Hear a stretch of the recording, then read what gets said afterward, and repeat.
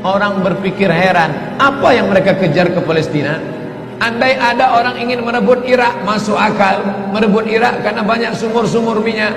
Andai ada mau ekspansi ke Kuwait, masuk akal, karena sumur minyak di Kuwait banyak. Kenapa kembali ke Palestina? Ada apa? Tanah yang tandus, tanah yang kering kerontang. Mereka ingin membuat sebuah negara dengan keyakinan akan turun Mesias, sang juru selamat yang dijanjikan oleh Tuhan, dengan syarat orang-orang Yahudi mesti kembali ke negeri yang dijanjikan Tuhan. Yang kedua, Mesias sedang menunggu. Mesias melihat ke bawah. Kalau dia tengok di bawah masih banyak gurun pasir, dia tidak mau turun. Dia ingin melihat hijau. Kalau sudah dibentang karpet hijau, baru dia turun ke bawah. Maka yang dimaksud dengan hijau itu adalah ditanami tanaman-tanaman hijau, penghijauan yang luar biasa.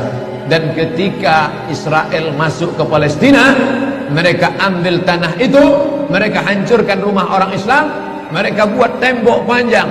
Penjara terbesar dan terpanjang di dunia adalah Palestina. Mereka kurung orang Palestina. Mereka buat tembok beton yang tinggi, panjangnya 700 km lebih. Dari Pekanbaru kita lihat, Anda menuju Medan Sumatera Utara 600 km. Mereka membuat tembok tinggi 700 km. Bayangkan, umat Islam terisolir dan mereka tanami hijau-hijau. Makanya Allah berkuasa.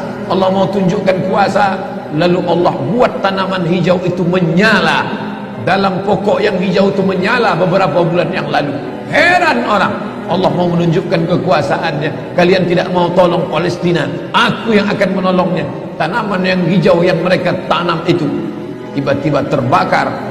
Tidak ada yang bisa mematikannya. Sampai-sampai reporter wartawan Amerika mengatakan, tidak ada yang bisa mematikan kebakaran ini kecuali Tuhan, karena Dia yang membakarnya. Mengerti keadaan kita zaman sekarang.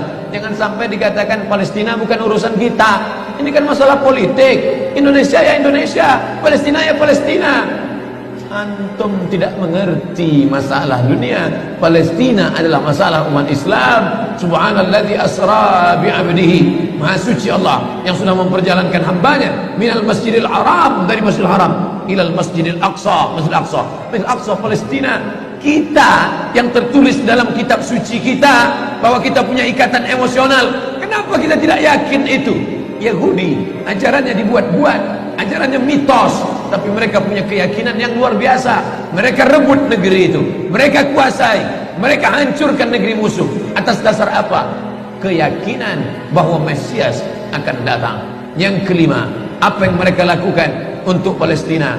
Mereka meyakini ada Temple of King Solomon, tempel kuil King Solomon, Raja Sulaiman. Kata dia, King Solomon itu punya tempel kuil, dan Temple of King Solomon letaknya pas di bawah Al-Masjidil Aqsa. Apa maknanya?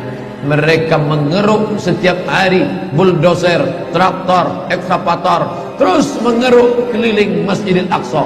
Mereka ingin meruntuhkan Masjidil Aqsa. Tulis Temple of King Solomon, enter, pilih image, tampak gambar, replika. Inilah kerajaan Sulaiman yang ada di bawah Masjidil Aqsa. Akan mereka naikkan. Mereka sudah bangunkan rumah kecil replikanya, seperti orang Riau membuat rumah replika, rumah Melayu Kampar, rumah Melayu Siak, rumah Melayu Bengkalis. Di mana rumah itu? Di Purna MTQ. Anak-anak kita kalau mau tahu bagaimana rumah Melayu Kampar, bagaimana rumah Melayu Siak, bagaimana rumah Melayu Pelalawan, pergi ke sana. Sebagiannya ada, sebagian tak ada, entah kemana pergi. Tapi mereka membuatkan itu. Inilah dia replika kerajaan Temple of King Solomon. Artinya apa? Mereka ingin menghancurkan Al-Masjidil Aqsa berkeping, sampai akhirnya disitulah nanti kemarahan umat Islam. Entah marah entah tidak, melihat gayanya tak marah. Tapi akan ada hamba-hamba Allah, la tazulu fi ummati ta'ifatun min ummati, akan tetap ada sekelompok umatku yang memperjuangkan agamaku, kata Allah Subhanahu wa ta'ala. Yang terakhir, yang kelima, akan turun Mesias Kapan itu terjadi? Ketika terjadi perang besar. Sebetulnya dalam agama Islam sudah dituliskan yang dimaksud dengan Mesias itu siapa. Kata Imam Al-Hafiz Ibnu Hajar Al-Asqalani dalam Fathul Bari, yang dimaksud dengan yang dinanti-nanti mereka itu adalah Dajjal. Dajjal itulah sesungguhnya yang sedang mereka nanti. 70,000 Yahudi wara'ad Dajjal. Ada 70,000 Yahudi yang akan berada di belakang Dajjal ketika dia turun nanti.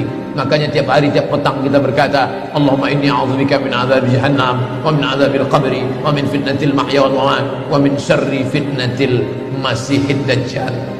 Dajjal itulah yang sedang mereka tunggu. Dajjal itulah yang sedang mereka nanti-nantikan. Kita menantikan kedatangan, dia pun juga menantikan akan kedatangannya. Bedanya apa? Mereka meyakininya dengan semangat. Semangat mereka luar biasa. Mereka bangkit. Umat Islam percaya. Padahal tiap hari dia katakan sebelum salam, Allahumma inni a'udzubika min adzabi jahannam wa min adzabil qabri wa min fitnatil mahya wal mamat wa min syarri fitnatil masihid dajjal. Tiap hari dikatakan, tiap hari diucapkan. Tapi dalam hati, betul tak Dajjal ini datang? Entah iya entah tidak. Mereka yakin Dajjal akan datang, tapi mereka katakan itulah pemimpin kami, itulah Tuhan kami, itu adalah jelmaan daripada Tuhan kami, itu yang akan menghancurkan dunia, dia akan menjadi panutan kami. Kita berkata itu musuh kami, tapi kita pun ragu entah musuh entah tidak. Oleh sebab itu kita minta ampun kepada Allah atas kurangnya iman kita. Subuh ini kita bangkitkan semangat kita. Kenapa Allah tidak menolong? Katanya Allah itu maha kuasa. Cukup dia teriakkan saja, malaikatnya satu berteriak, pecah gendang telinga orang Yahudi, mati. Cukup dia tiupkan angin sejuk, terhirup, mati. Kenapa tidak dia matikan saja Yahudi itu? Datang Syekh Muhammad Jibril, Syekh Dr. Muhammad Jibril, Syekh Profesor Dr. Muhammad Jibril, dosen tafsir Al-Azhar. Kami undang, mahasiswa Indonesia mengundang di waktu di Mesir dulu kuliah. Lalu saya tanya, Assalamualaikum Syekh. Ya, kaum Ad binasa, kaum Samud binasa, kaum Midian binasa, kaum Iram binasa, kaum Fir'aun binasa. Kenapa Allah tidak membinasakan Israel ini? Senyum Syekh Muhammad Jibril. Apa kata dia? Ya beni, anakku, seandainya Allah membinasakan Israel ini, lalu apa yang tersisa untukmu? Ditunjuknya saya. Seandainya Allah membinasakan Israel ini, lalu apa yang tersisa untukmu? Terdiam saya. Allah sengaja sisakan ini sebagai medan jihad kita menolong agama Allah Subhanahu wa ta'ala.